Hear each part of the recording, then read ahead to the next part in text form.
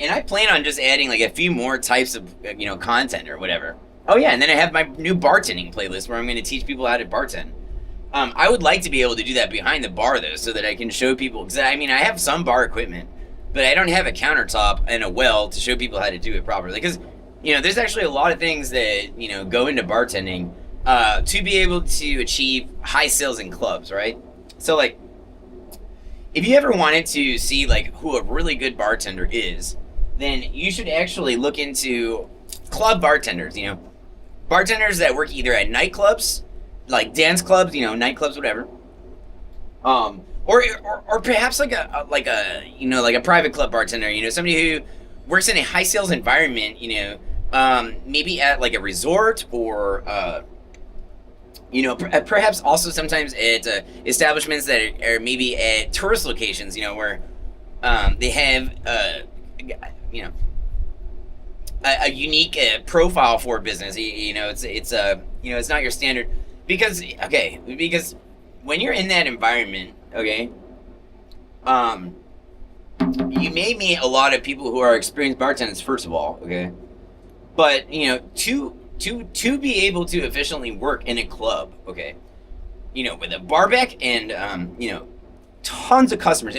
Basically, the idea is that you have more customers than you can even bartend for, right? So you're that busy, and now when you're that busy, okay, you actually have to bartend a certain way, or you will be slow, okay, and not only that, but dangerous, okay. There's a lot of things, and there's also a lot of like ways to be more efficient and all this, but there's actually just like a proper way to approach the well and actually just actually handle the glasses. There's certain timestamps for certain things that you do with the glasses, okay.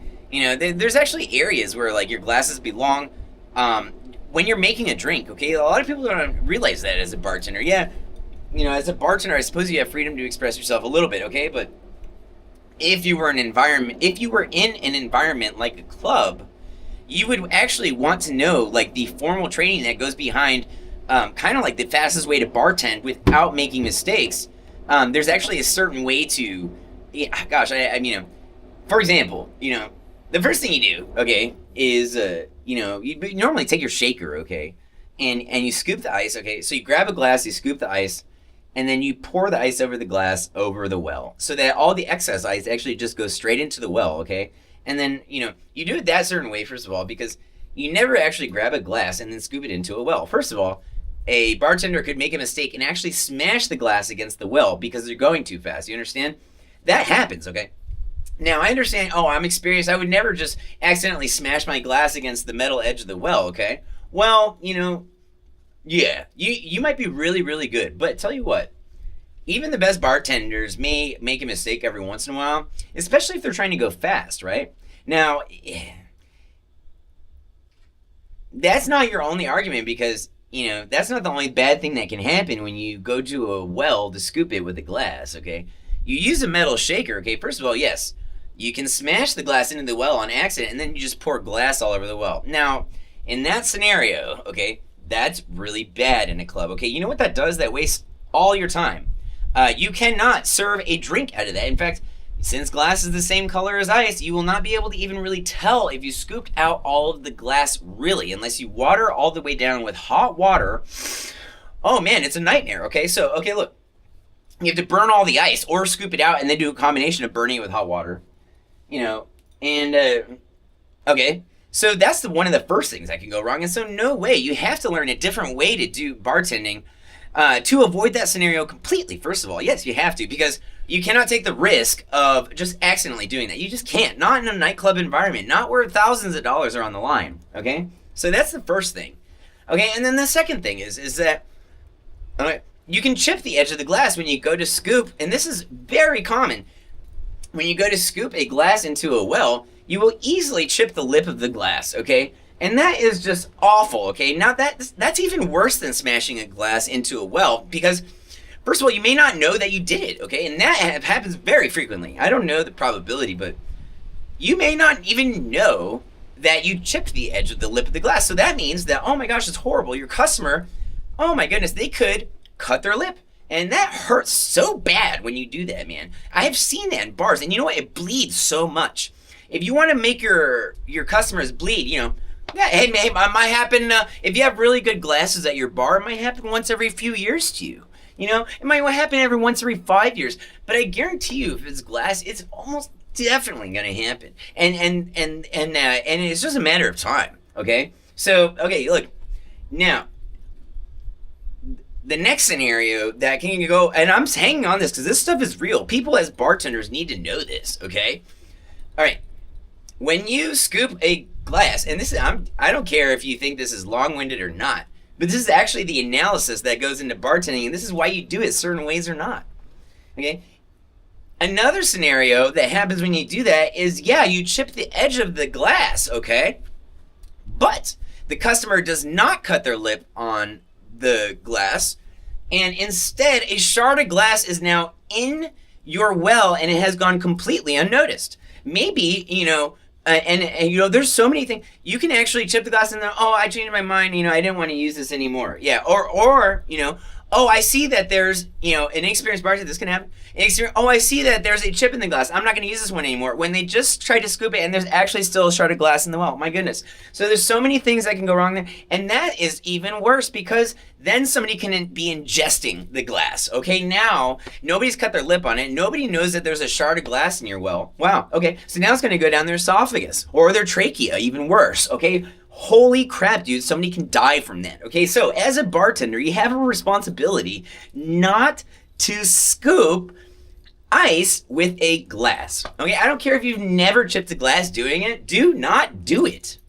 Okay, it's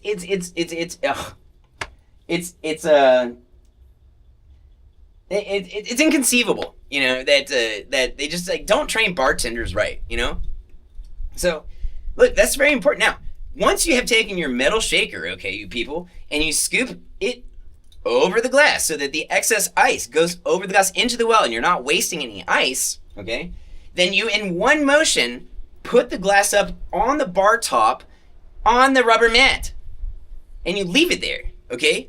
Yes, you do not scoop ice into a glass and then go fill it up with liquor. No, you take the liquor bottle over to the glass, okay? Now, bartenders do not understand this. They do not understand that as soon as they have dumped the excess ice over the glass, and yeah, you can shoot it down. There's many tricks you can do, okay? You can throw the glass up, catch it, and then shoot it down, but you never throw the glass up over your well, okay? You do it behind it. Anyways, look, guys, one of the reasons, actually, that you do it this way, this technique that I'm teaching you, okay, one by one, is not only so you can do everything fast, but because there's two styles of bartending. And as a professional bartender, you should be able to switch between both styles, in my opinion.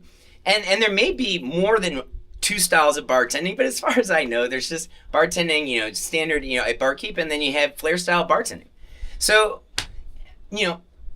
okay, so you guys don't like the idea of flair style bartending. Okay, that's fine. You know what? Not everybody does. But I think that as a professional bartender, you should at least know both styles and be able to have the proper technique to know how to switch between both of them, actually. So I say, why not? I say, I'm not a flair style bartender. Well, you know what? Go out in the middle of a field, take a Grey Goose bottle, duct tape half of it, okay, and then fill it up with some water, okay, and stand out in the middle of the field and flip it around for an hour, okay? And I just wonder, would you be better or worse at dropping a Grey Goose bottle after that? I just want, have you ever ideated, hello, I don't like flair style bartending. Well, you know what? It's possible that if you knew how to do it, it would improve your own bartending. I just wonder, I just wonder. So, okay, part of the technique that I'm teaching you is not just so that you can be the fastest bartender possible, the safest one possible, most reliable, but, also be able to have the proper form to know, unless you do it this way, you will not be able to actually properly switch between regular bartending style where you just serve your drinks, there's no flair, okay? And then you actually be in the right position when you do all this to switch to flair style. Okay, so, all right, moving on. Where were we at here? I'm passionate about this stuff because so many people have told me that, actually they know how to bartend. I don't know if you're qualified for this position. Well, I have, oh gosh, I've been to so many bars in Texas. I've been to so many establishments and watched bartenders. I watch bartenders, okay? I don't talk to them, but I don't ever correct bartenders in person. No way, that's terrible. But, I want to whenever I see them scoop a glass into a well, okay? I know it happens infrequently. I have done it many times. Do you know how many times I have actually chipped a glass on the well? That's because I didn't know how to bartend for a while. And then I had, basically 4 different bartenders. All of them my senior, they were all in their 45, about 45 years old. All of them have been working clubs, high volume sales, 2,000 sales a night, $2,000 sales a night, 2,500, 3,000, $7,000 in sales, $8,000 in sales on a Friday night, for one bartender. 8,000, okay? 11,000. I mean, they do this regularly, right? And so in order to achieve that high volume of sales, man, they knew the way, right? This was in South Beach, Miami. And so, and my girlfriend at the time was a very experienced bartender as well. And, she did not have flair style bartending, but she taught me a lot about bartending, actually. Even though, she, as far as that whole experience goes, she taught me a lot about actually just kind of being personable and liking the people that you're with. That was kind of one of the lessons she imparted to me as bartending. Not so much technique, I may have even known more than her as far as technique goes and all that. And I may have never shared it with her, but she knew what I was doing. Anyways, look, okay, so after you learn that, after you have, properly, scoop it, and then it's in one motion, okay?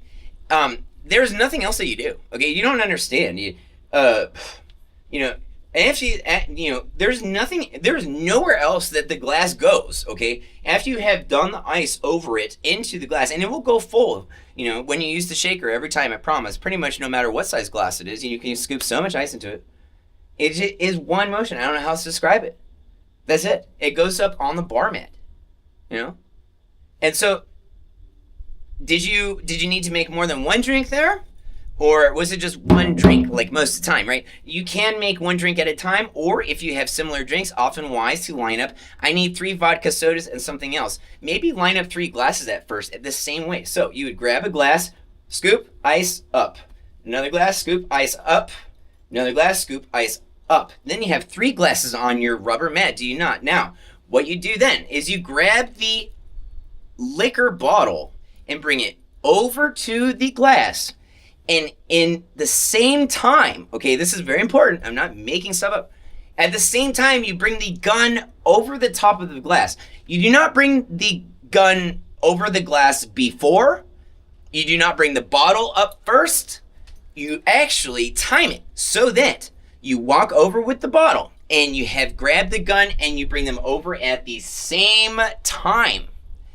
And you are shooting the soda and the liquor or whatever pouring at the same time. The liquid goes out at the same time. You understand? That's it, dude. Now, that's it, dude. Okay. 1, 2, and then 3, depending on the kind of bartender you are, guys, 3 seconds to 4 seconds, right? I like to time my shots at around 3.3, 3.4 seconds. That is almost perfect for me in my head with my time clock, okay?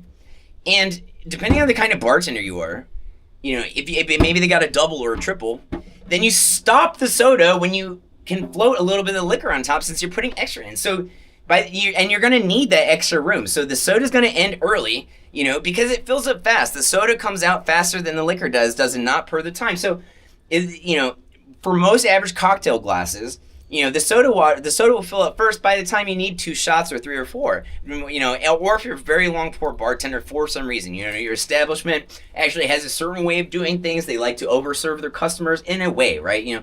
Not overserve, you never overserve a customer, but they like to serve sip drinks, right?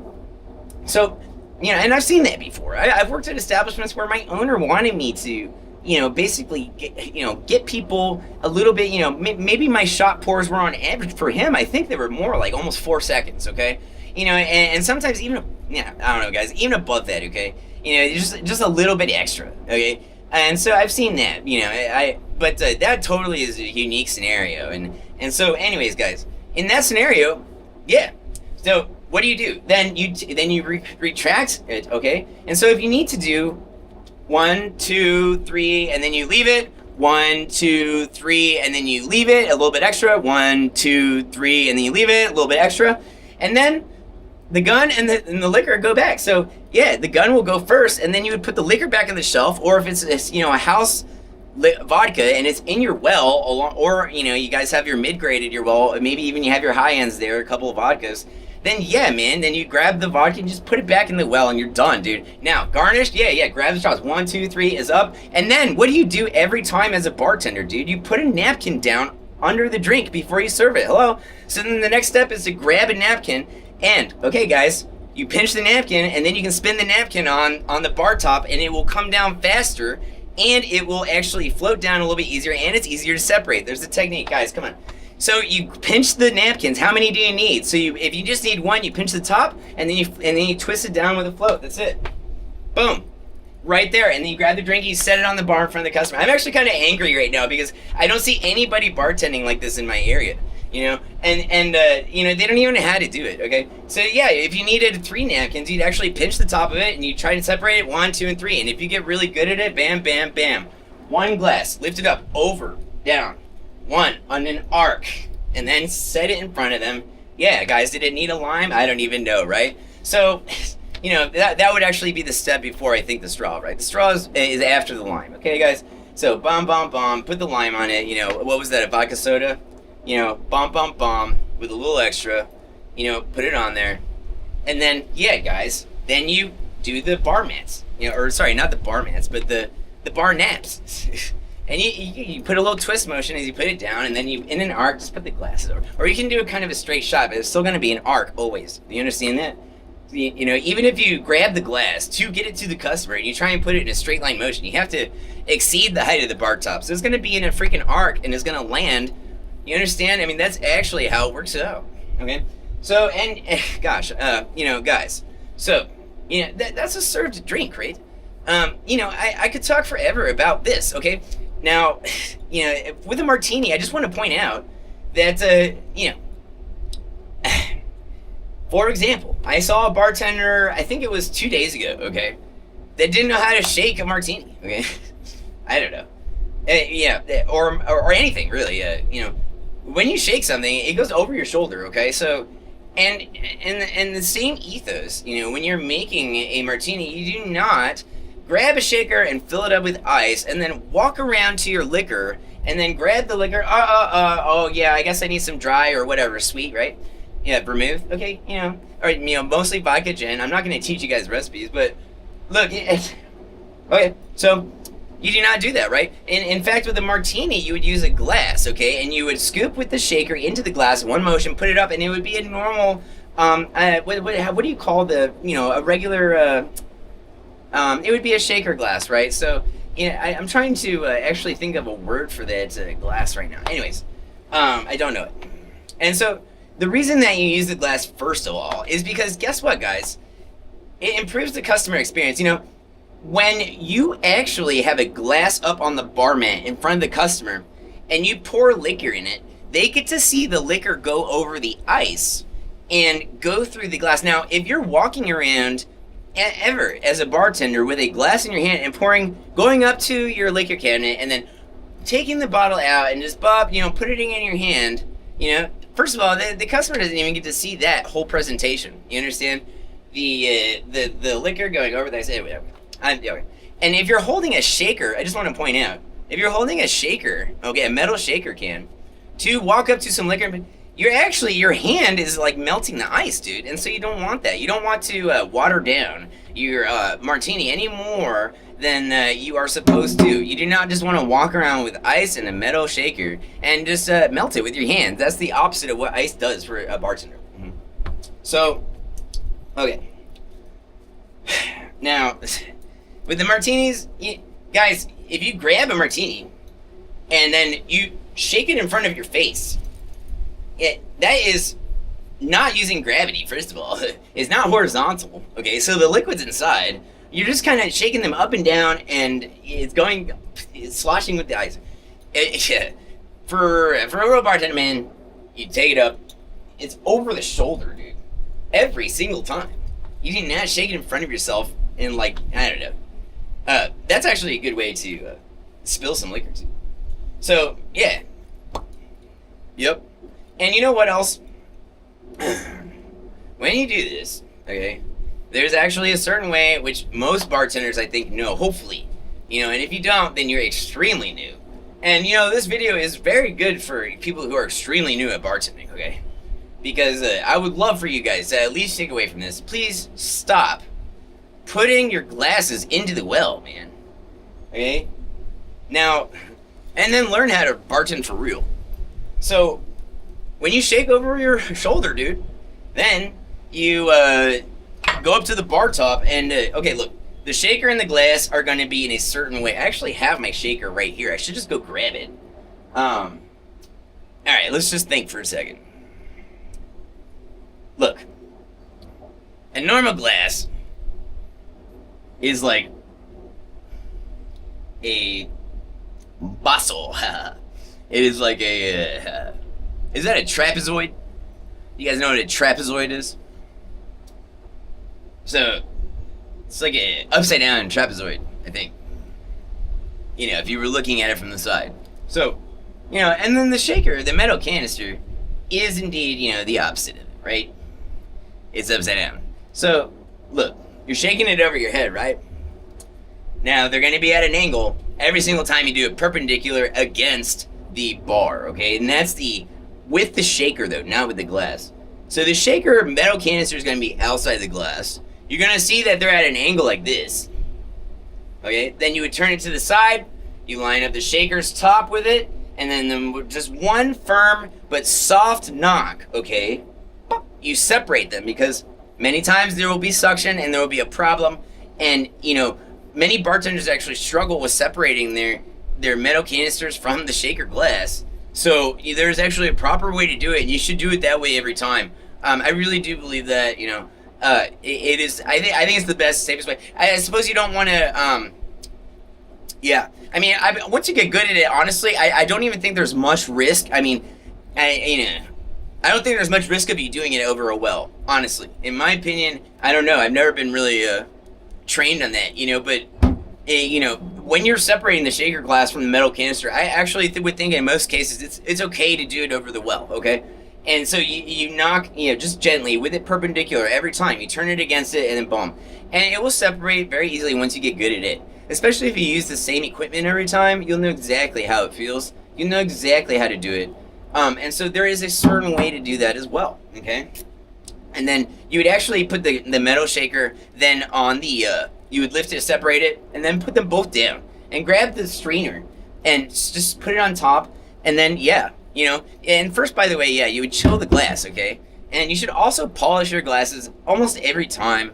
Inspect them at least, and yeah, I'm sorry that, yeah, the first step for a martini absolutely would be to grab a martini glass and then fill it up with ice over the well. Be very careful with martini glasses. They tend many times, unless you have high-end ones, to be much thinner glass than some certain other glasses. Just be very careful when it's even scooping ice into a martini glass. Be very gentle. Do not shoot the ice down at it in most cases. And then you would, it's not normally, in my opinion, not really like a cocktail glass. You don't want to treat it that way. Yeah, in my opinion. I've seen it. You can actually just shatter a martini glass if you just shoot ice at it like that. Whack, I've seen it many times. It depends also what kind of ice you guys have, too. There's different kinds of ice. There's kind of like snowy ice and stuff. And it honestly does not matter if your ice is snowy or grainy or whatever. Still, and you think the risk is really low, still you do not scoop a glass into the well. Oh my goodness, okay. Yeah, and then by the way, I want to say, after you scoop the martini glass and set it on the countertop, then you do take some soda water, okay? And then just fill it up, okay? Okay, guys. So, yeah, and then you take the shaker glass, and then you do the same thing and put it up on the bar, okay? And then you're going to take the liquor over to it. And then, I'm sorry, for a martini, guys, if you don't know, yes, of course, it's going to be at least a 4-second pour, right? For me, martinis, it depends on the size of the glass, right?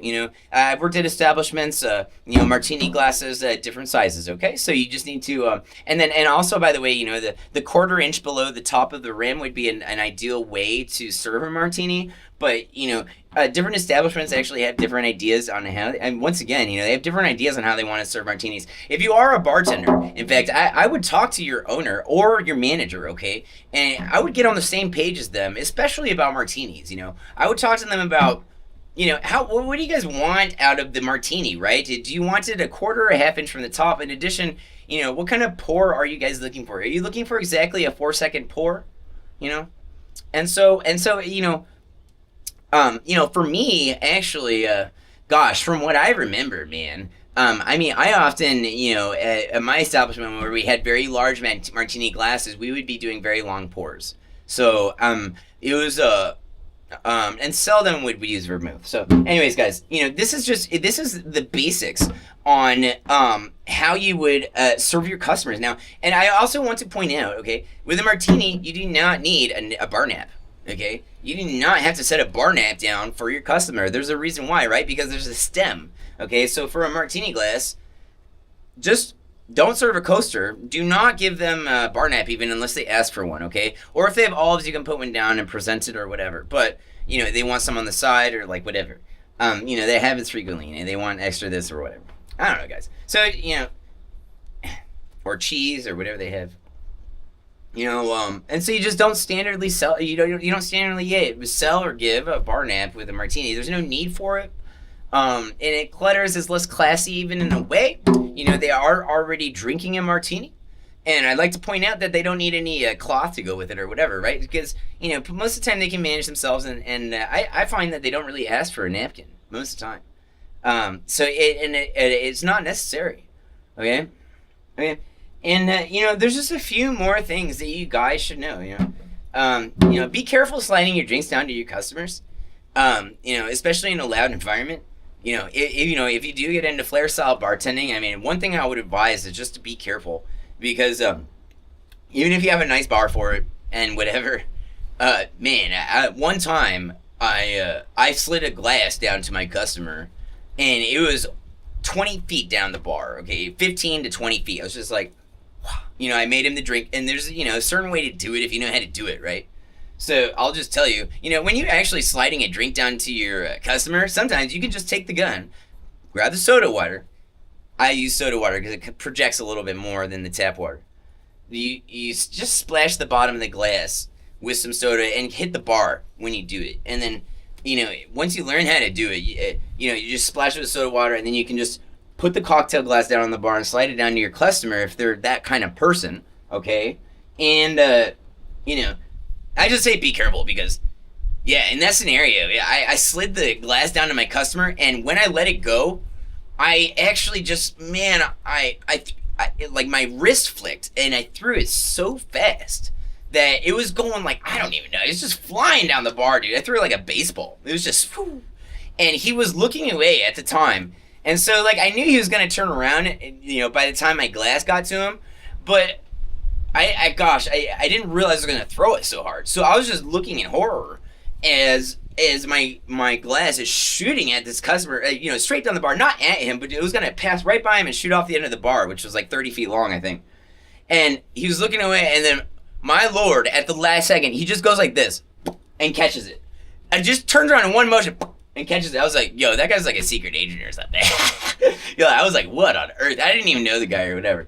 In our environment, okay, we actually had a lot of fun. People were in tune with what the bartenders were doing, and but that surprised the living daylights out of me. I will never forget that, actually I never crashed a glass off the bar. I just want to point that out. And in all my time that I have slid a bar glass down to a customer, which, gosh, must be more than like 70, 80, 90 times. I don't know. I'm selective with when I do it. Man, it's never crashed the bar. What happens is it slows down in front of the customer. So, look, guys, there's a certain way to do things, a certain way not to. That was my biggest risk right there. That one time that I had thrown it so hard and the customer caught it just a boop. That was the one time I think I had a bar glass that almost actually there. I think there was a second time that I actually threw it at an angle, and it almost went off the counter on the front. But, nope, it didn't. Okay, so, I have spilled a Dr. Pepper on a customer before. I'm not saying I'm, the best thing ever, but that was not when I was a bartender. That was actually just when I was a waiter, and I kind of sucked at it, Denny's. That was really before I knew anything about the service industry besides just be nice to people and try and be fast and get their ranch and stuff, you know. So, yeah. Okay, guys. Look, that's a little bit of Bartender 101. You know, I can't describe how critical that all is. Yeah, there's a lot to learn about bartending, but you know what? I think that those are the first things that you should know. You know, that no matter what environment you work in, you know. If you work in a service bar, absolutely, you need to know how to do that. You know, goodness. And then, you know, if you find your own reasons for doing things differently in your own environment, there may be selective things that you take away from this. But as soon as you get into a club environment where your sales actually matter, okay, and your presentation actually matters, the customer interactions need to be quick and fast, and you are go time. You know, we're talking $2,000, $5,000, $7,000, $11,000 in sales for one bartender, okay, from you, you know, just with the help of a bar back, okay. So, I mean, if you guys don't know what that means that you're so busy that you just have no idea what you're doing. You understand? It's a complete blur, okay? And you may or may not even remember what you did all night, you know? It's not a nightmare. It's really fun.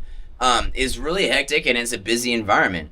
But, you know, once you get the basic techniques down and you're able to bartend and perform this way slowly, then it will train you how to do it fast, just like drumming. You know, I practice my drumming all the time. You know, right now, and you know, to properly drum, okay, with your hands, you have to you know, take things slow. If you don't know what you're doing, if you can't take things fast, then you must slow it down and practice your technique and focus on the technique, and then do not exceed the speed at which you do things, where your technique breaks down. Okay, all right, and then I'm gonna teach you guys just a few more things, and then we're off. Okay. So, for bartending, lastly, okay, I think this is maybe one of the last things that I want to point out, but, you know, when you actually put your bottle over a glass to pour a shot of liquor, guys, all right? You know, the proper way to do it is to go completely upside down, you know? Not really at an angle, okay? And so, you know, it actually requires the least amount of motion. It depends on where you grab the neck, okay? But if you grab a bottle from your well with your hand twisted out and you're grabbing it like this, then it is a very natural motion to actually just extend your shoulder and the bottle comes straight upside down. Okay? Now, for a well drink, you can do this. Now, this is perhaps the most natural motion that you can use to be able to serve a shot of liquor. Now, what it does is it uses the natural rotation of your shoulder to not overextend yourself. You'll be able to bartend for a long time and not extend your muscles, which actually matters if you're a busy bartender. And you know, I say just try it once. You know, a lot of bartenders, they actually approach a liquor bottle by grabbing it overhand, okay? And then what they do, I'm sorry guys, but is they lift it out of the well perhaps, and then they go like this. And when you do that, that is actually an awkward motion, first of all, for your shoulder and arm, okay? And then, secondly, it hurts. If you do it a lot, and then you need to be fast, you can actually just kind of hurt yourself. It takes a lot of energy. Compare that, actually, to grabbing the bottle overhand, and then simply just rotating your shoulder to a relaxed position and holding the bottle upside down. Now, if you grab the bottle overhand like most bartenders I've noticed do, and then they try to do this, first of all, second of all, they're not holding the bottle directly up and down, are they? Actually, they're holding it at an angle. And so they're holding all the gravity, okay, of the liquor being pulled down. And they're doing it at an angle. And so if you had the bottle straight up and down, like you would if you had grabbed it like I advise, then actually it's easier, and all the center of weight is just distributed into one pinpoint, actually, in your hand. And since that is the case, you can easily switch to flare style bartending from this position. You can do anything.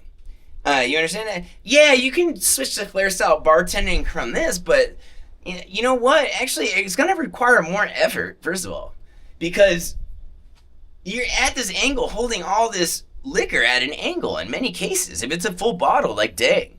So, you know, in fact, if you had been holding it like this with the bottle straight up and down, and you're pouring it into the glass, your center of gravity is, in fact, basically a pinpoint, a singularity right in the middle.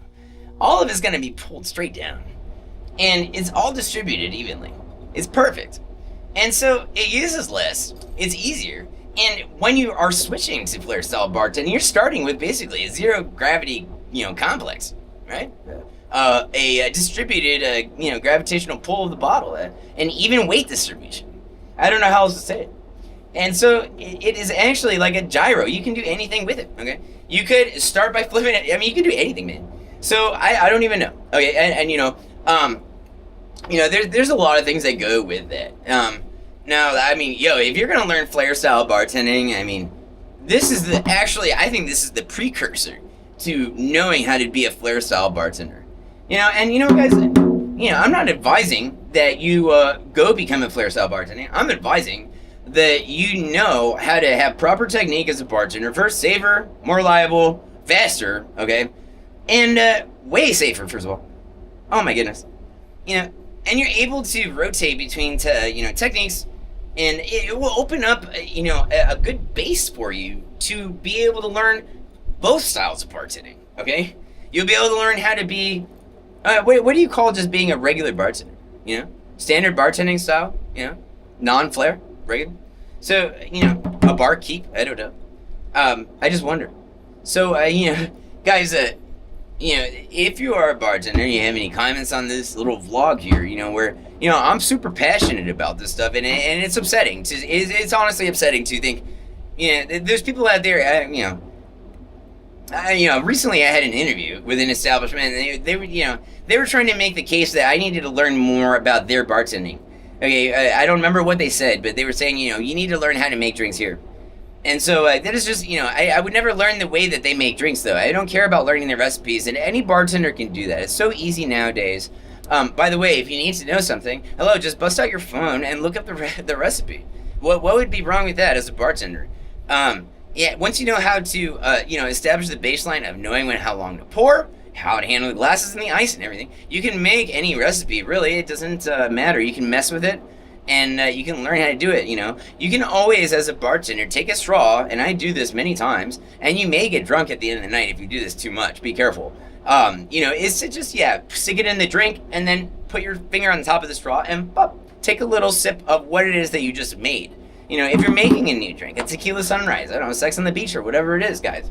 And you don't know how to make it, just look up the recipe in front of your customer, know how to pour a shot, understand, that you need to leave a gap below the rim of the glass so that they don't spill their drink, and serve it properly. And that's it. It's so easy. Okay, and, alright guys, now, I'm glad that, some of you have, tuned into this, that, you're interested in learning about knowing how to properly bartend, how to take care of your customers, okay? Their safety is your primary concern. It's not it is your primary concern as a bartender, okay? Not their satisfaction, not their, money. Definitely not their money. Absolutely not. Your primary concern is definitely their safety. So, okay, I want to spread the message. I want everybody to know. Stop it. Okay, stop doing it the wrong way, please. Okay, and then, it's also ridiculous for an establishment, first of all, to to say, establishments need to research, okay, and know that bartending is an important role. It matters that your bartender knows this stuff. This is actually stuff that needs to come up in an interview for a bartender. I've never had a manager even ask me this stuff, okay? If I was a manager and I was hiring a bartender, guys, what do you think the first thing that Fit would you ask is, right? Okay. I'm not even gonna say it, man. So it's a travesty. It's a travesty that, first of all, people think they know how to run an establishment and know how to run a bar, and are trying to correct other bartenders, that, just know more, okay? And good luck bringing that up in an interview. Well, actually, you guys actually don't know how to bartend. That's sad. That's, that's how it is, man. When you actually learn the, and I want to know, does anybody have an intellectual argument against any of my motions? Any of the 9 predefined motions that I described to you that you must follow as a bartender to be most efficient and fast and take care of your customers the safest and the most well. Yeah. So, and to take care of your well, dude. Yeah. Yeah, seriously. You gotta take care of your well, man. And there's so much that goes to it, man. I mean, all of this has been analyzed. All of this has been looked at, okay? And there, for those in the know, for those that know how to do it, yes, there is a certain way. I don't care if your establishment is slow or not. I don't care if your establishment is not a club. I don't care if your establishment is not this or that.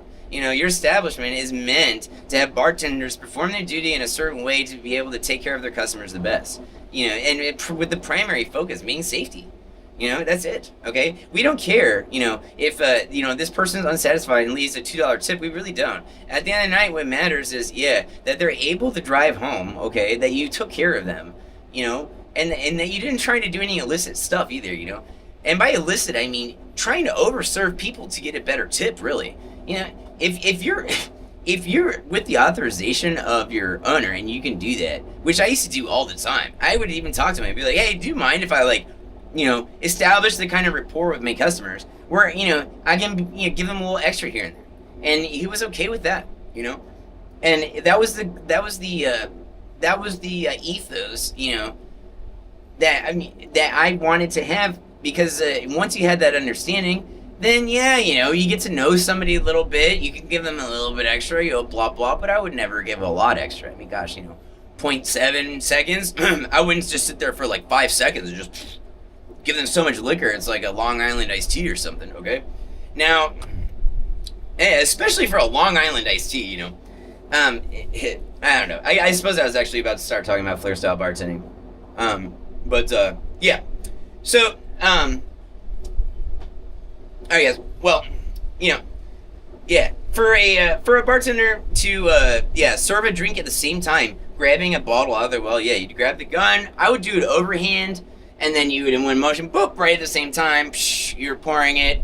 And then, by the way, I want to point out, when you're doing this upside down pour, actually at the end, and a lot of bartenders that had followed my advice may be like, wait a second, I'm trying to pull the bottle away and liquor's shooting out of the bottle. Actually, the best way to pull the bottle away once you've done the upside down, straight down pour is to give it a little knock at the end. You will actually just take the bottle and just go, boop, and you'll just give it a little upward motion. And then once you do that, you can actually easily take the bottle down and none of the liquor will come out. It'll create an air bubble or a gap there.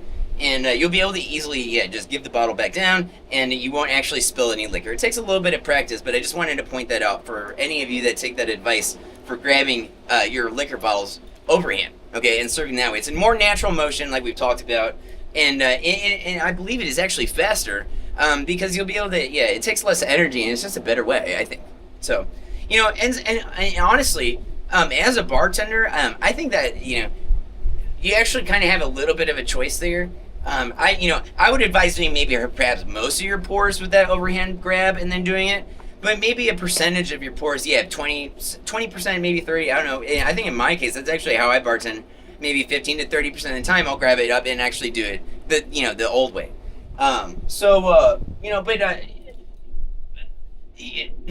It's overall, I guess I suppose I do prefer a mixture, right? I would think that most of the time it's best, but bartenders do like to mix things up in trade styles and whatever, and even though I do kind of like this way, I think actually the best for me is just like a little bit of a combination there.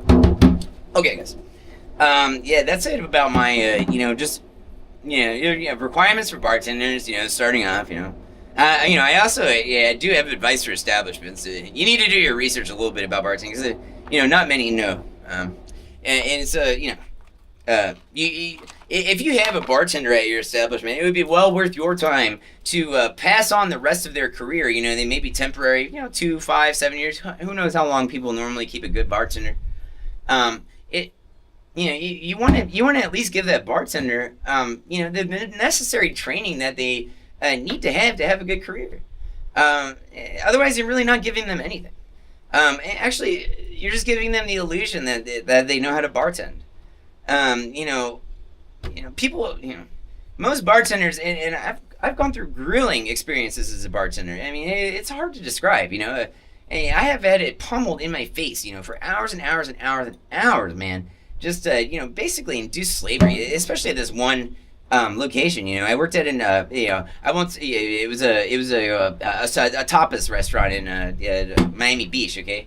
It was actually my first bartending job ever. Okay, and I was, I was a barista in addition to, I don't even, yeah, we didn't really have a liquor license, but I was serving beer. I was making sangria, homemade sangria with all sorts of different wines and stuff, and fresh fruit, and sugar, and letting it ferment and covering it up and all that good stuff. Really fun, chopping up the pineapples and putting it in there, some cherries, a little bit of maraschino maybe. It was a little bit of freedom of expression too, because I got to mix it and see if it was good, and learn a little bit about sangria. And actually, that's a lot of fun. If you're at home and you want to make like a cheap, fun drink for you and your friends, sangria is actually a lot of fun. Some peach juice and a couple bottles of wine, and you make sure you let it ferment. Maybe some grape juice and stuff like that, guys. I mean, that's a really fun thing to do. But this Argentinian restaurant, this tapas restaurant. Oh man, that was like induced slavery, guys. Oh man, that was so bad. My goodness. Okay. I had a manager who just really didn't like me. It was basically since day one. Actually, when I showed up, they were, watch out for Sarah. She's very. Sorry. Yeah, I can say that. I'm not saying the name of the establishment. They're good. They were like, watch out for Sarah. She's blah blah blah. And they always used to make fun of her. And I think that's one of the reasons that she was so mean. Is like all my coworkers would just talk crap about her all day, man. Oh man, all day. Like she went out on a date with like some famous artist, like Cristian Castro. Is that his name or something? I still remember his name, Cristian Castro. Oh man, I didn't know who it was at the time, but she went on. Oh man, they were making fun of her the whole time. He didn't call her back for a second date. All this stuff. Calling her fat. All these things, man. And then when Sarah would show up at my bar, okay, and I wouldn't even. By the way, guys, I wasn't even talking crap about Sarah ever, dude. I don't know. Like they would just talk crap to me and be like, okay, guys, be like laughing and shit. Oh, she would just come up and just call me a dog. It's just berating me. Oh my gosh, dude, unbelievable, man. I don't even know. So I didn't really know how to handle that situation. I had these waiters, and I was in the restaurant. And there was nowhere to go. The whole restaurant was literally a hallway. You understand? I mean, it was just dumping out onto the street, and there was just a hallway. My bar took up the first like 12 feet of it, and just it was just. It was just, oh my gosh, guys. And the conditions, hello, man. I was in like 97, 100 degree weather, okay, with like this little fan, okay, like this big, rotating at like, I don't know, 2 spins per minute, okay? Like no air. I'm just like sitting there like, oh, I was sweating my, whatever off, okay? Just, for hours, dude, just hours. And you know what? I had to polish every glass in the restaurant, not just every glass for the bar, but dude, all the water glasses that the servers were taking out to the customers. Do you understand? That's so ridiculous. I don't know why, they didn't offload that at least to the servers always standing around. But the bartender, I had to do that too, and so it just added an unbelievable workload. I could have actually easily accommodated the bar if I didn't have to polish every single freaking water glass that everybody used. People would sometimes get multiple water glasses.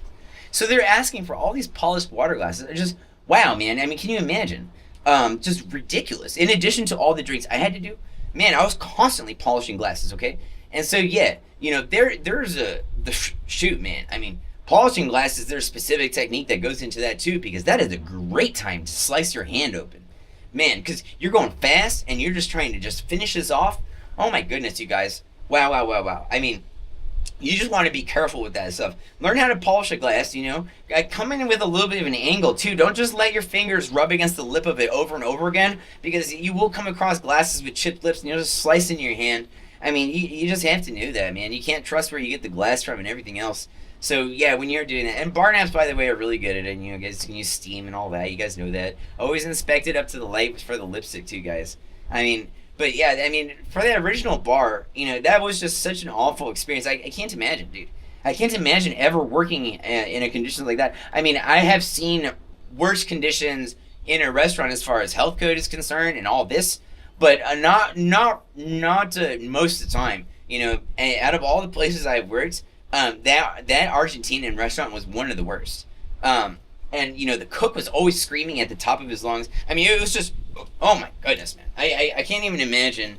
It was really like, I mean, I was so uncomfortable. I would slice my hands too. I didn't know what I was doing exactly as a bartender.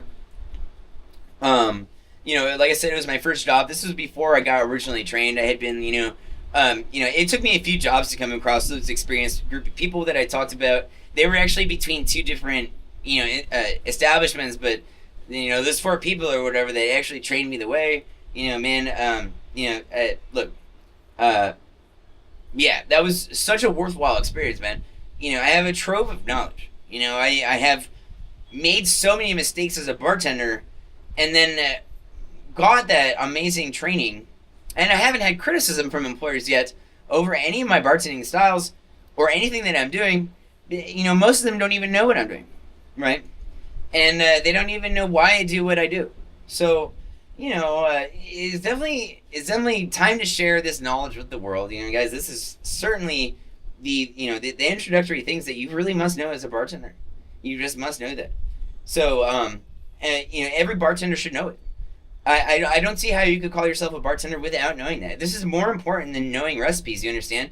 Because, and once again, and I'll say it, you need to know the length of your liquor and how your mixers go in, and then you're pretty much able to make any recipe, right? You can just look it up. Once you know how to handle the glass and the ice and everything else, and then you know the basic foundations that go behind any cocktail or martini or anything else, then you're able to make anything, man. I mean, come on.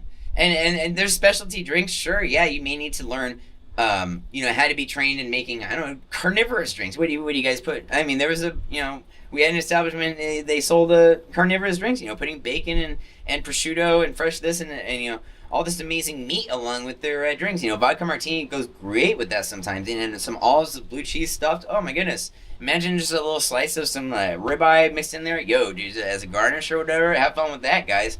I mean, that's some high-end stuff. It depends on what kind of establishment you're working at, of course. But, if you're in a club, almost everybody's getting a two-part mixture. They're getting vodka Red Bull. Vodka's super popular in clubs. I don't know if you guys know that. It's very high sold.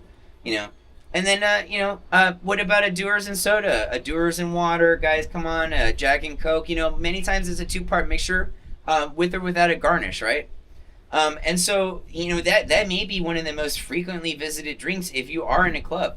If you're in a restaurant, it's going to be different. You're going to be serving maybe some mixed drinks, a lot of margaritas, right? Margaritas are very popular in restaurants. Okay, and then you have some other cocktails that will be visited and stuff, and you should know how to do them.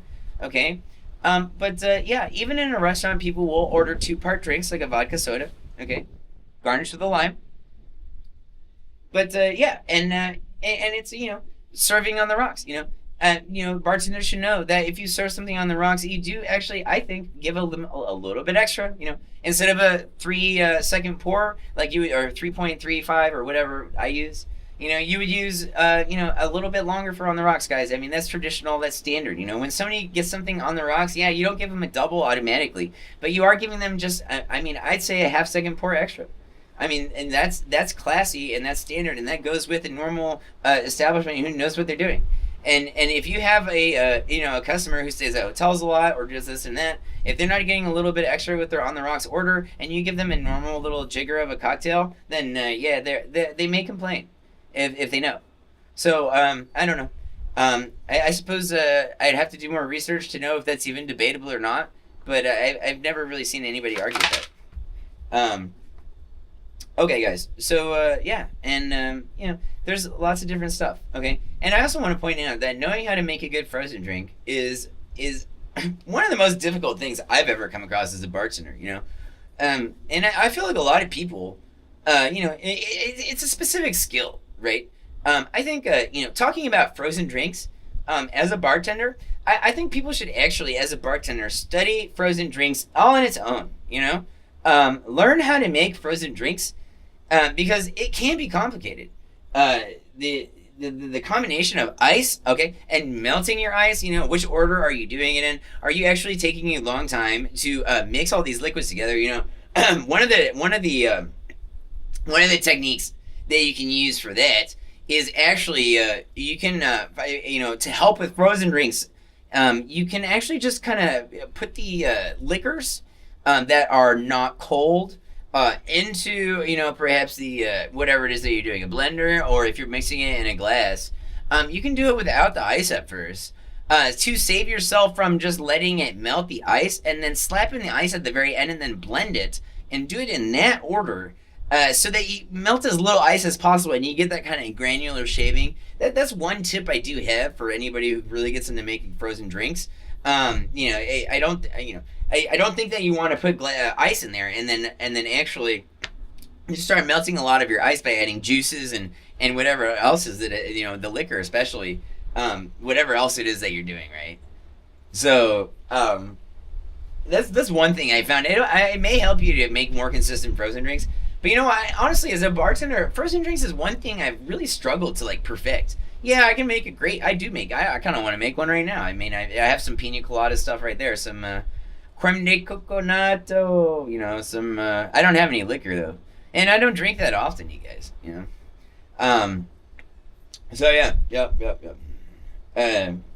Yeah, guys. And actually, I do drink every other day, but just like a beer or two normally. And then sometimes I go a long time, and I don't drink liquor really. But I watch out for it because, just a little bit of liquor will put me in a good mood. But when I was younger, I was kind of like, I don't know, like I would get excited after I drank a lot, and I would just just dance and just blah blah, get a lot of energy. So yeah, I can't do that anymore. I don't know if it's my liver, it's my body, my chemistry. I'm only like 153 pounds right now. I lost a lot of weight, but for me, it doesn't treat me the same way. So I just kind of stay away from liquor. It's just I suppose if I actually had a lot of fun whenever I drank liquor, I'd probably still do it, but I don't. It's kind of feel like crap.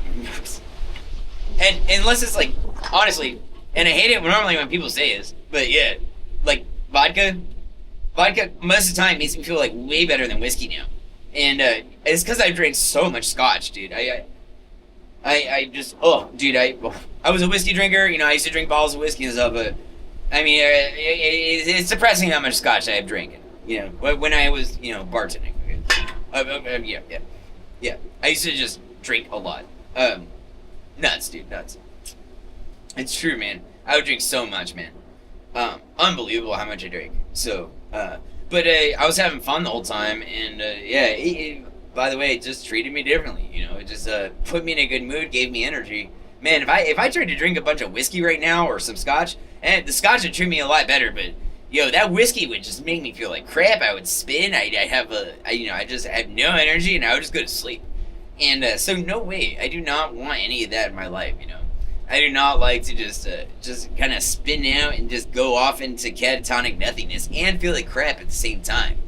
If I wanted to get drunk, I would take like a shot of honestly a little bit of whiskey and some beer, or I'd take some vodka, and a beer, a shot of anything really, and just drink it with a beer and then chug a few beers, and I would get drunk. But I never do that. I think the last time I did that, I don't know, maybe like 2.5 months ago. So, for me, it's not, I think you're a much better bartender, if you're just responsible and you prioritize the safety of your customers, and then, of course, if you're in the environment where you're getting drunk, and you're supposed to, or you're not supposed to, or whatever it is that your establishment says, that doesn't really matter to me as much as you caring about the safety of your customers at all times. I don't care what level of intoxication you're at. I don't care what it is that you're doing. You have to maintain the kind of, what's the word? Presence of mind to know that, no matter what state of mind you're in as a bartender, all you're really doing is trying to safely get them in and out of the establishment. Okay? So, and then they're going to do whatever they're going to do. Just always keep that in mind, guys, because I have actually made mistakes even in that area, that were critical. I wish I could revert them, gosh, like antagonizing a drunk person one time, a long time ago. That guy was a jerk, but I mean, you should, I had to be careful because, that stuff is transient, dude, and that wasn't even my job, okay? It was to, just to provoke him and make things worse. No way, okay? So that's one mistake I made a long time ago. When I was like, I don't know how old I was. I think I was like 22, or I was 21, I think at the time. So yeah, I mean, a 21-year-old bartender might make a mistake like that. But at the same time, dude, you have to be super careful in the bar environment, dude. I have been in more fights than I want to be in. And honestly, they haven't been my fault. You know, like the one time that like, oh my goodness, like we had to choke out a guy and like throw him outside. You know, this dude, guys, it's insane. Okay, you know, I have so many stories about this crap, and it's really sad. You know, actually, yeah, people make some of the stupidest decisions when they're drunk. And one of the biggest things you have to watch out for is for people coming into your establishment, you know, with their own agenda beforehand, where they've gotten drunk at a different establishment and then they come into yours. You know, instead of the other way around where you're actually taking care of somebody and then something blows up. Man, what I've noticed is people come in from other places and they bring their problems to you. So, you know, I always just, you know, keep an eye on the door, you know, watch out, you know. You should have security, you should have a door guy, really. The door is important, man. You want to know who's walking in and out of there, honestly. As a bartender, yeah, you have your door guy and whatever else, but like just, you know, keep the presence of mind of knowing who's going in and out of your own establishment and hopefully where they came from at first glance. You know, that's the kind of thing. You know, I would think, you know, any male bartender or woman bartender, no matter what, you know, just yeah, know who's walking in and out of your establishment too. So, all right, guys, and then yeah, your job, get them safely in and out, unless of course they're going in there to beat the living crap out of all you guys. Then, you know, especially in that time, just be super freaking careful with people, dude, because, you know, people are like big babies, and especially when they're drunk, they're just like a big baby, you know? And, you know, you don't ever want to punish a customer for like flipping out in your bar, you know? What you want is to safely get them out so that you can call the cops and get them right away, right? So, you know, you may have to actually involve yourself at a time as a bartender. If you get into certain situations, it's not going to just be the door guy's job. You know, you may actually have to defend yourself or your bar or somebody else, dude. So, you know, it's not your job to just defend everybody like an angel, right? But I mean, at least defend yourself, right? So, I mean, just keep that in mind, dude.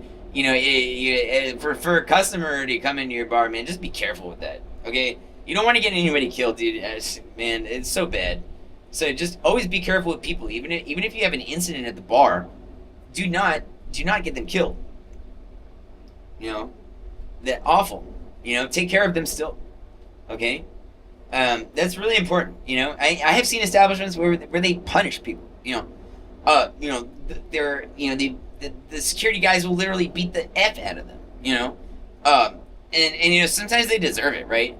But I don't advise that crap. You know, let the cops punish them. Let the cops put them in jail or prison or whatever it is. You know, don't take it into your hands as an establishment to just like literally just beat the crap out of somebody ever.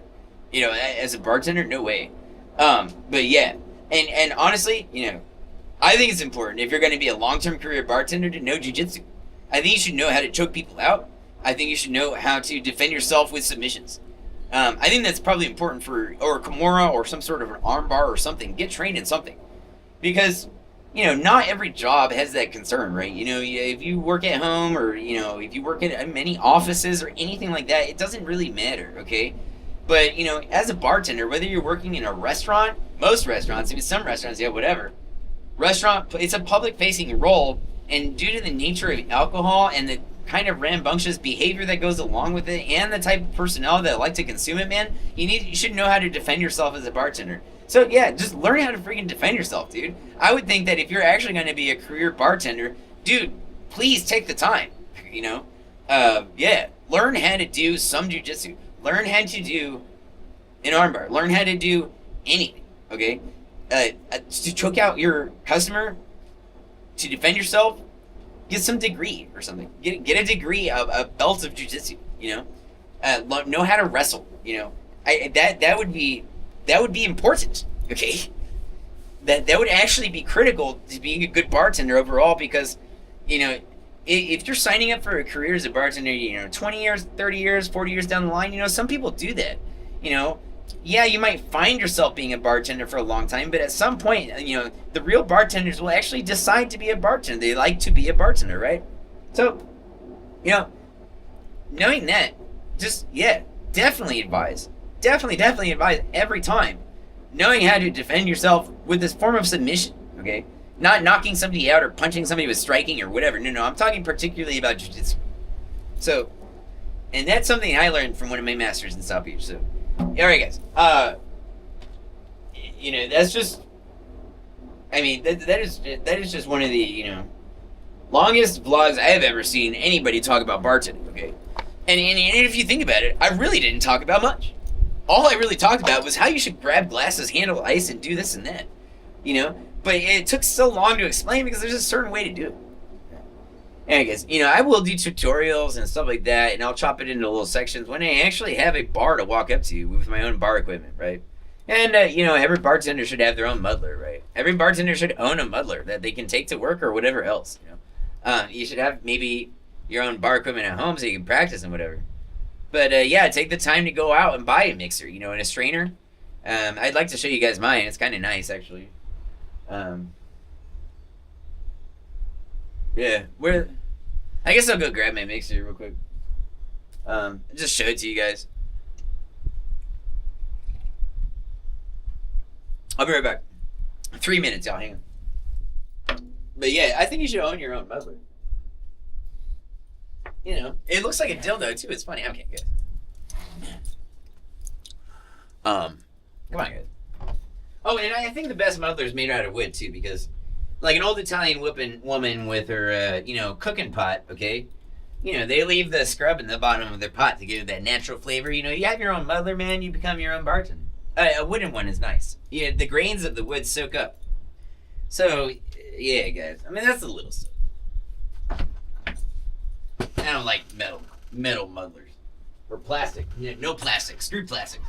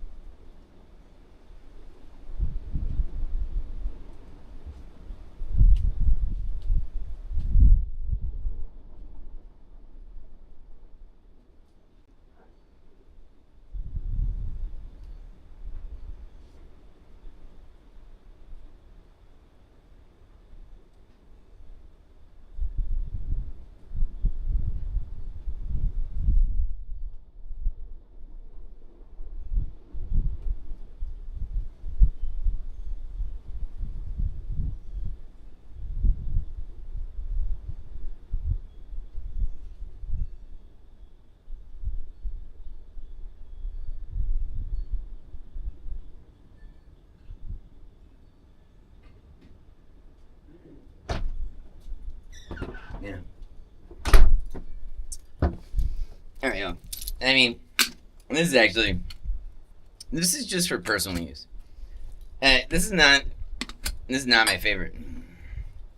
This I don't know, this metal shaker, I don't like it. I mean, I like the color. It's just from Amazon.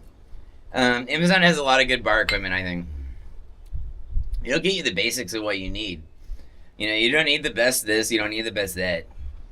But, what I would say for any good, new bartender, get your own little wooden muddler. Find one that you like. And get yourself a shaker. But this strainer is stupid. I don't like these. And it's made for this shaker. So this is a certain brand, and this is not standard bar equipment. Normal shaker, yeah, it'll keep going off at an angle here, and this is beveled inward. So, also at the very end, and so yeah, guys, look, get yourself wooden muddler, a real strainer. I think I have one back there actually. I think it's iridescent too. I can't remember. And yeah, get yourself some a nice a nice shaker. Try not to get this beveled crap. Try and get one that keeps going straight out. You don't want this. So yeah, guys, that's but this is actually just fine for me and my crib. Okay, I don't need anything super special. I'm not trying to present anything, and this was really cheap. I don't know, it was probably like $13, maybe 10. Who knows? So yeah, get yourself your own strainer, right? And that's really what else do you need, really? What do you really need as equipment to be a bartender? I don't know. Same shape too, I'd say. Because that's just I don't know, guys. If you're gonna be bartending for a long time, you're walking around, you're standing there for a long time. I don't know, man. You do not want to be carrying around a lot of weight, right? Yeah. You just don't. In fact, you want to stay in shape, dude.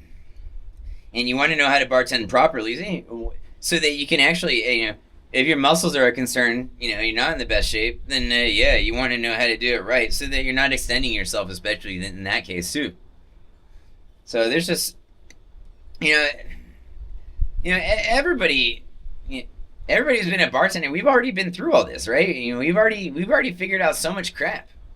And so, yeah, I think that there's a lot you can learn from expert bartenders who have been doing it for forever, and, a lot of expert bartenders, yeah, know a lot more than me, know much, much more, okay, especially as far as recipes are concerned, or, some presentations and garnishes and all that stuff, and, even improvements to my own methodology, right? To become a better bartender, that stuff can be taken to such a high level, okay? So I've seen amazing stuff, okay? Where I'm from, the bartenders actually in the local area, a lot of them knew each other. They would go out into the middle of the fields, like I just talked about, filling up the Grey Goose bottle with the water and flipping it around. Man, they would go out there for hours, on the weekends, and they would do that. And then of course there's the whole flaming bartending style. There's the whole, there's different stuff that you get into and you can specialize in. It's a very, it's obviously not as large in scope, in my opinion, as something like, I don't know, it's almost as large in scope maybe as something as computer programming, but you understand, there's hundreds of languages for computer programming and all that. That's a way bigger world than bartending, I think. Bartending is massive, okay? It's an expansive universe. There are many specialties, okay? Wine, for example. I mean, it's just, it's its own thing in its own right, And, every bartender just needs to know these things, guys. Spread the word. Make sure that you maybe even correct bartenders, okay? I know that's the last thing a bartender wants. And, I actually try to avoid doing that because I've been looking for a job. I don't exactly want to walk up to bartenders and be like, oh my gosh, what are you doing? Trying to get a job. Maybe that would be a good way to get a job and just be like, hey, I'm calling the owner, this is a blah, blah, teach this person or get them out of here. That'd be funny. But I just, we shouldn't be afraid to just tell bartenders, what are you doing with that glass near the well? Hello? Just stop what you're doing. Please. What are you doing? It's just over and over again. I've been seeing it everywhere. It is so awful. And then, there's other things that people are doing that just, and of course, never take any risk over the well, really. The whole popping the top of the shaker off from a martini, doing that over the well, I mean, actually, I don't know if I advise that or not. Because I think, I I don't know. I think that may be debatable. I think you should probably take it out of the top of the well. Actually, I kind of changed my mind from earlier because now that I'm recalling some of my experiences from some of my earlier bartending time, actually, I have broken a shaker glass over the well doing that. It fell into the martini, and it didn't go into the well. But there was it was awful. I suppose. So yeah, I was even being careful. Yeah. I don't know. Once you get really good at popping the top of the martini glass off, you can do it so gently though. So if you really can do it gently and you're really not taking any risk over the well, you're still taking risk, dude, when you do that. So I don't know, guys. Maybe you don't actually want to do that. I would say maybe not. I recant. I would say in most cases, do not get into the habit of popping the martini glass off the top of the shaker over the well. I wouldn't even do that. Hopefully you can just step to the side and do it real quick. So, all right, guys. That's pretty much all I have to say about that at this time. Once I go learn more critical things for you guys to learn that aren't situational or environmental, or depending on the establishment, then I may make an update. But you know what? That's really a synopsis of what I think is critical as a bartender. I mean, there's definitely more things I could think of. I think if I just sat here and just studied and learned, and I could have all sorts of advice for a bar back even or this and that, but because I have worked myself up to bartender like multiple times, man. Even though I've been a bartender for 10 years. What is it? Since, I don't even know. How long have I been a bartender for? Since 21? So I've been a bartender, wow. Well, I have about 10 years of experience as a bartender, but I've been bartending for 15 years, I guess. Oh yeah, I have. And I even started bartending a little bit before that, just on my own for my friends and whatever. But of course, real learning comes from employment, and then real learning it comes from fit, y'all. Comes from knowing the masters, dude. Knowing people that have done this for so long that there's just a certain way, man. Okay, you will not be able to achieve high sales unless you learn this. You will not be able to take care of your customers properly unless you know these things. You just There's so many reasons why you do things this way. Okay. If you want to know, just look into it. It's physics, it's gravity, it's reason, it's being reasonable, it's using things wisely, and then it's not overextending yourself, and it's being able to be faster, more efficient, and safer. It's just there's a lot that goes into it. Even though it's not that much that I talked about, right? It's not. It's really not. You just have to learn how to do it right. So, all right, guys. Line up your drinks, serve them out, take care of your customers, guys. All right.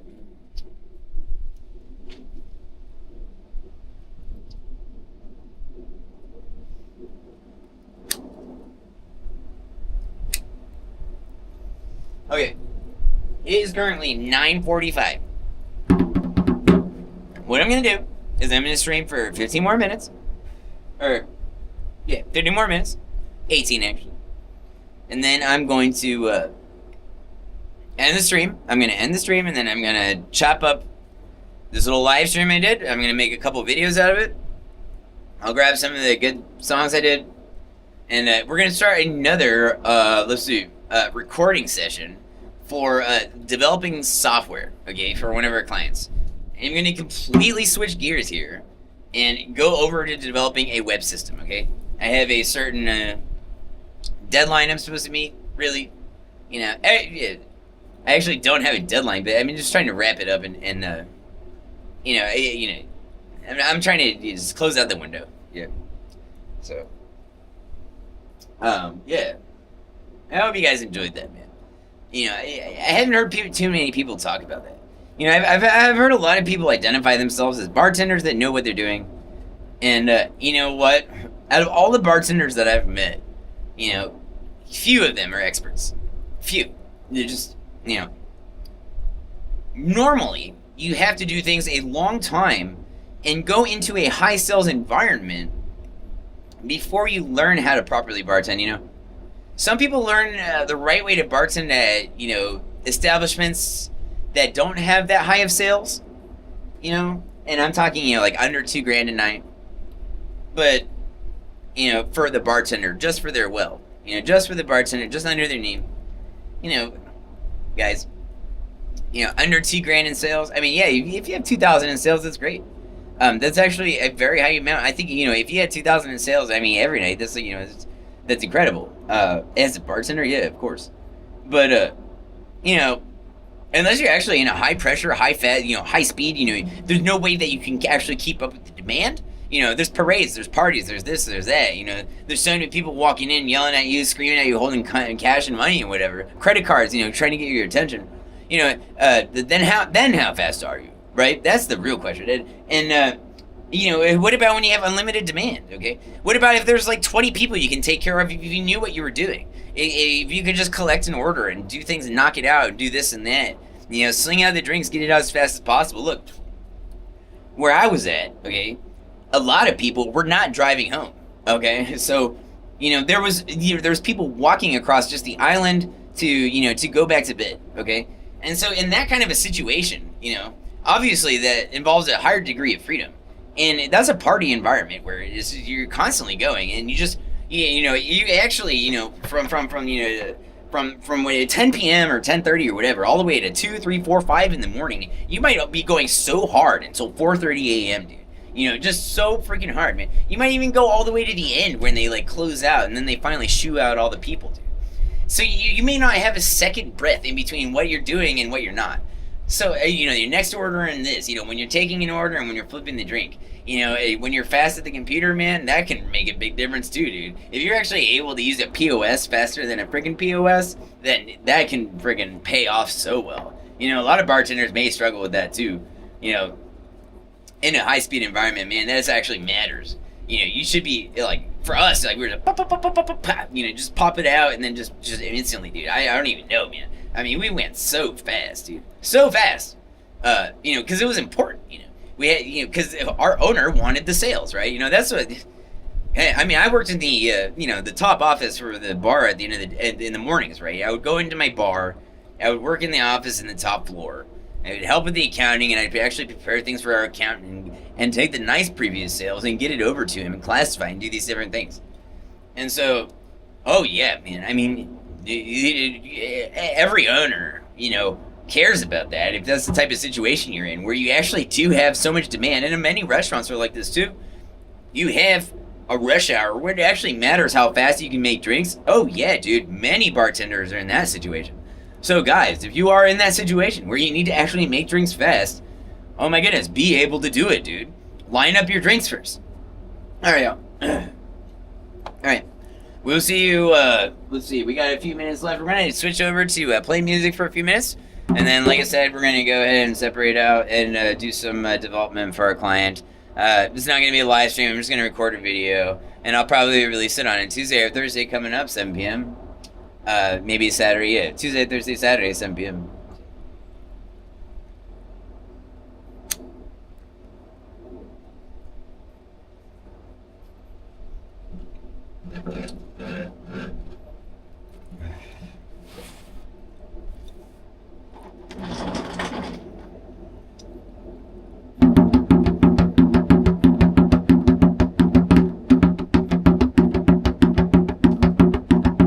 Yeah, these bartenders are gonna get somebody killed, man.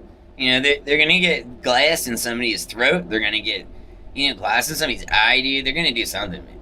I mean, from what I've been seeing here in Texas, man, ever since I got back from Miami Beach, I mean, I've remained quiet, the whole time about this nonsense. But, people just, gosh, a lot of people in this state don't know how to bartend, is what I've noticed. Especially in these rural areas, and even when I go into the cities. It seems like I go into the cities in Austin, people don't even know how to bartend. It's weird.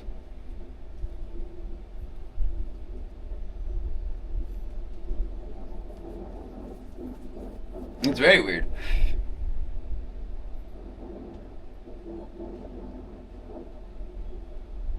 I'm just thinking about it, man. I mean, from what I've seen here in Texas, and I have been out to the bars, man, it's just like that. It's just goodness. So many bartenders are making all these horrible mistakes, and then they're nice people, but there's just no proper training here in Texas. There might be a demand for it, dude. I'd love to come out with a bartending school where I, learn along with my students and recapture some flair bartending and just teach what I know, man. Show them the proper technique, get them to slow it down, take them through the motions, help them, and presentation is really important too, Every time, I'm going to keep talking, every time you have a customer come in, you want to draw them into your experience, man. In the clubs, you can't really yell over the music that well, right? So a lot of times there's a separation between you and the customer, audibly, right? And so the way that you can communicate to them is with light, right? It's so loud, that your light is actually suddenly what matters, And so then you're controlling your light in front of the customer instead of your voice, dude. So it's a different personality, So then all of a sudden it does matter when you put the glass in front of the customer and you're pouring the liquor over it and getting the cocktail ready for it, a louche is important too. You understand it? If you guys even know what a louche is, or I suppose it's not even really a word. I don't know. I mean, in some bartending books they do talk about it. But I mean, it's just a louche is a cloud that you put into a substance that's a liquid, right? So it's part of the experience as a customer, guys. People remember that stuff. People use their eyes and their brain, and they have an imagination. So, I suppose a louche may be normally associated with absinthe, but louches occur all the time. In coffee, for a barista, if they have a dual function as a bartender, working as a barista as well. A louche happens when you mix sangria, man. A louche happens when you serve certain drinks, dude. One of my favorite drinks actually is one that I made. It's basically it's a guy called the Smurftini. And I don't see people serving it, but it's one of my favorite martinis to give to people. People love it, dude. It is just basically a lemon drop martini. You take what you do, of course, and I will tell you the recipe, is you take a shaker glass and you put it up on the bar mat, okay, where all the rest of your glasses go. And then you take some lemons, I would say 4 to 5 pieces of lemon, juicy little lemons, wedges. Sorry, quarters or whatever. So 4 to 5 quarters of lemons is pretty hefty. It's a lot of lemon. And then you put in a couple scoops of either raw sugar, or you can use agave, I guess. You could use simple syrup, but I don't advise it. No way. What you actually want to do maybe would be to just use raw sugar, not simple syrup here. Anyways, and then you muddle it together, and then you just you perhaps just get it going real good, get that little paste out. Make sure it's nice and juicy towards the end. Get the sugar off the edges of the rim of the shaker glass. By just at the end, and then pop.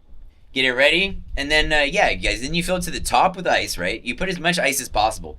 When you make a martini, you want to use as much ice as possible every time, meaning fill it up to the top of the glass, because when you shake it, you actually reduce the amount that it will melt overall. The more, if you use the most amount of ice, because it will be coldest, okay? And so it will just melt the least. Okay, anyways. And then you strain it out as fast as possible. Shake. Get it, shake it vigorously, man, for, 7 seconds. Just pop. 6 seconds, 7 seconds. Shake it vigorously. And your job when you're shaking is to shake it vigorously, not to just, look at me, I'm shaking a thing. No, shake it vigorously. Get that stuff mixed in there. Get all the edges of it. Get it going and do it over your shoulder, man. And then, you're popping it, putting it back on the thing. You have filled it up with your 6 count of vodka, your 5 count, or whatever it is your establishment does, guys. Yeah. You're shaking that, you're straining it right out into a chilled martini glass, and then, of course, you would actually garnish the martini glass after it's chilled, they fill it at the top of the ice, of course, before you mix the shaker and muddle it and everything. Yeah, you chill it at first. Sorry, guys, wrong order. Yeah. You chill your glass first with the martini, always. Get it going with some soda water. Dump it out into the sink, and then go ahead and flip it upside down and put some sugar around the rim, And then, go ahead and strain it out into there. And then, and then at the end, you actually just, maybe float or spin around the edges of the rim, or put right into the middle just a few drops of blue curacao, you know what you mean? You have depending on the lighting in your establishment, it's actually really cool. You will get a yellow drink, and then you'll get a blue louche, you'll get a blue cloud floating into the middle of your lemon drop, okay? And it does change the flavor and the appearance drastically of your lemon drop. Okay, so just a little bit of blue curacao with that sugar garnish. I suppose an ordinary Just a little heavy on the lemon. I don't know, guys. And you could always mix a little bit of sweet and sour. By the way, when you're muddling those things, man, you would not need an ounce. You would actually just be using the sweet and sour, maybe just a little bit, to make the paste more of a homogeneous fluid, so that when you do go about shaking it, you get a better mixture. It's really what the sweet and sour is for, is not flavor. But the flavor will contribute. It just, oh gosh, nobody would even barely taste it, honestly, because you're using you're basically kind of making some of your own in a way, and you're using so little. It's not for the flavor. All right, guys. I do like talking about this stuff. I have my own little recipes. I have my own little variations on things that I like to do, my little tips and tricks. One thing that I will say is be careful when you're pulling your bottles out of your well. It is totally possible to smash the edges of a vodka bottle or anything else. Dewar's, whiskey, whatever. Jack Daniels is an easy one to break, actually. Just be careful when you're pulling your bottles out of the well. For anybody, it's so easy to just pull a bottle out of the well, and then, man, you have, many wells actually have a rim on the edge of it that folds down. And so if you catch that rim with a Jack Daniels bottle, at the corner of a Jack Daniels bottle, man, that's so easy to destroy. I just want to point that out. If you're ever handling a certain liquor or something, man, watch out for Jack Daniels. The corner of it, dude. If you can smash that super easy. Yeah. And guys, there's a lot that goes into it, okay? And I also want to point out, there's a few things I could talk about Flair style bartending. I am not a professional. I'm not a what's the word? I'm not an expert at Flair style bartending, even though I do like to do it, and maybe have practiced it more than your average bartender. So I do know how to do it as a style. So do I use it all the time? Absolutely not. In an ordinary interaction with a customer, I will not. But when I'm busy, many times I will switch over to Flair style bartending because I can be fast with it. I can actually rotate my bottles around and catch them where I want to, and get them back into wells and their locations without spilling a drop a little bit faster sometimes, by throwing them and catching them again. And so sometimes I will do that. And I've had establishments have a problem with that. They don't want me to break their liquor. Do you understand? Like, I pretty much break glasses and liquor and everything else less than your average bartender does using a regular style of bartending, because I have practiced Flair style bartending and regular. So I know how to do both. Would be trained in both, in fact, in a high demand environment for both. So I'm actually safer and more reliable than even a regular bartender using, most of the time, Flair style when they use an average one, because I know what I'm doing. And I practice it. It's not a joke to me, bartending is like the last thing that's a joke, isn't it? You can get people killed if you don't know what you're doing. Easily, dude. And then some establishments will get people killed. Or seriously freaking hurt. Seriously hurt. Like, it's sad what I've seen, man. It's sad. I do not like seeing people getting hurt like that. So you just be cautious, It is a dangerous job. It is a high responsibility job, and it's an important job to do the right way. Just like being a doctor or a nurse. You're going to get somebody killed unless you do it the right way. A surgeon, anybody. An intake for an urgent care, you have certain responsibilities that you have to do your job a certain way. Otherwise, you trepidate the life, the safety, the emotions. Can you imagine what it'd be like, serving a shard of glass down somebody's trachea? What kind of effect would that have on their family? What kind of effect would that have on you what kind of effect does it have on your employer? What does that look like? It was really your establishment's job to correct you as a bartender, not the bartenders. That's a huge problem. These establishments think that they know how to do this. You need to research. So, there's a lot, okay, and I could always read more. I could always study bartending more, and talk about it and share with you guys, and increase my own knowledge, and become even better. But I like learning from people in person, honestly. If I had somebody like me that, I'm targeting younger bartenders, or even bartenders that just, really think they know what they're doing, and they just don't. I don't care what age you are, or how long you've been doing it for. This is not hidden secret knowledge, man, but it might as well be because nobody talks about it and many do not know it. And but they think they do. They think that they know how to bartend. It's really sad. Just because you know a million recipes to know how to make frozen drinks and to know how to make this and that and whatever, that's not impressive to me. Because as a bartender, you can just learn the foundation of making cocktails and drinks and martinis and whatever it is, and then frozen drinks, and then you can make anything. You know, it is not impressive to me that somebody can memorize 1,000, 15,000, a gazillion recipes. That does not make you a good bartender at all. I would be impressed if people actually talked about what I'm talking about. The priorities here, the actual technique and the foundation that go along with being a good bartender. It's kind of like playing piano. It's kind of like playing an instrument. It's kind of like playing drums or something in this and that. Really, it's kind of like playing piano because you know what? When you approach a piano, you hold your hand a certain way. You have a certain curve of your wrist. You have certain areas you go and you don't. And as a bartender, so do you, man. You approach everything in a certain way, man. And yeah, you can always variate it. You can always variegate certain things about how you bartend. And it's to use it as a regular a flair style bartending. But there's some elements that you have to keep. There are. It's just undeniable. Too much is on the line. So. All right. Well,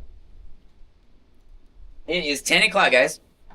I was gonna switch over, but now we're just gonna pull the plug. We're gonna go ahead and go over to I was gonna play drums for a while, but now I'm just gonna switch over to developing that system for my client.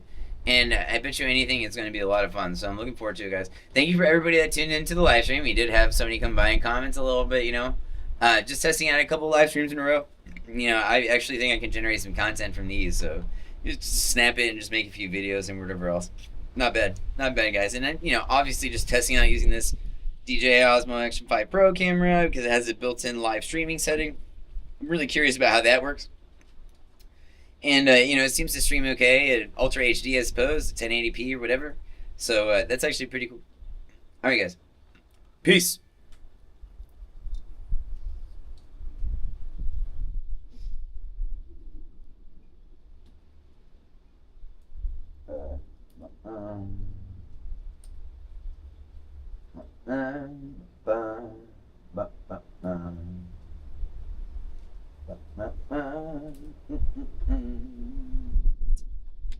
Go ahead and go to it.